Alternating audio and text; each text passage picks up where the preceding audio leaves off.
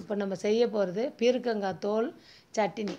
அதுக்கு தேவையான பொருளுங்க பச்சை மிளகா, பூண்டு, புளி, உப்பு, பெருங்காயம்.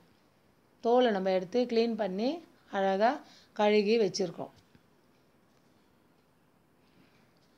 அதை நம்ம என்ன செய்யணும், எண்ணெய் கடாயை வச்சு எண்ணெய் போட்டு அதில் முதல்ல பச்சை மிளகாவை போடணும்.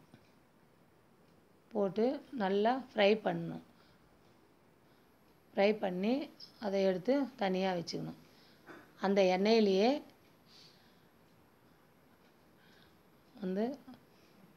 பூண்டை போடணும். அந்த எண்ணெயிலே பூண்டு போடணும். போட்டு நல்லா ஃப்ரை பண்ணி அதையும் எடுத்து அதில் தனியாக வச்சிடணும்.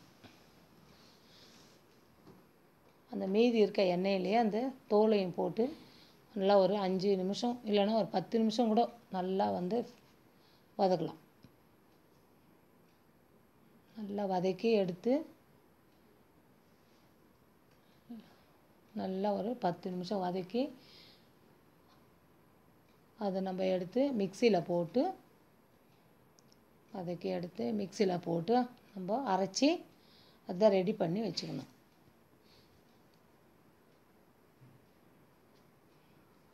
எல்லாம் ரெடி ஆகிடுச்சு. மிக்சியில் போட்டு அரைச்சி நம்ம எடுத்து ரெடியாக வச்சுருக்கோம். அப்புறம் எண்ணெய் போட்டுட்டு கடுகு காஞ்சதும் கடுகு போடுங்க. அப்புறம் பெருங்காயம் நல்லா பொரிச்சதும் கொஞ்சம் பெருங்காயத்தை போட்டு அந்த சட்னி நம்ம ரெடி பண்ணி வச்சுருக்கோம் இல்லைங்களா, அதில் எடுத்து அதை மிக்ஸ் பண்ணணும். மிக்ஸ் பண்ணிவிட்டு அதுக்கு நம்ம தோசைக்கு ரைஸுக்கு எல்லாத்துக்கும் நல்லா டேஸ்ட்டாக இருக்கும். இப்போ பாருங்கள், சூடான தோசைக்கு இந்த சட்னி நல்ல டேஸ்ட்டாக இருக்கும்.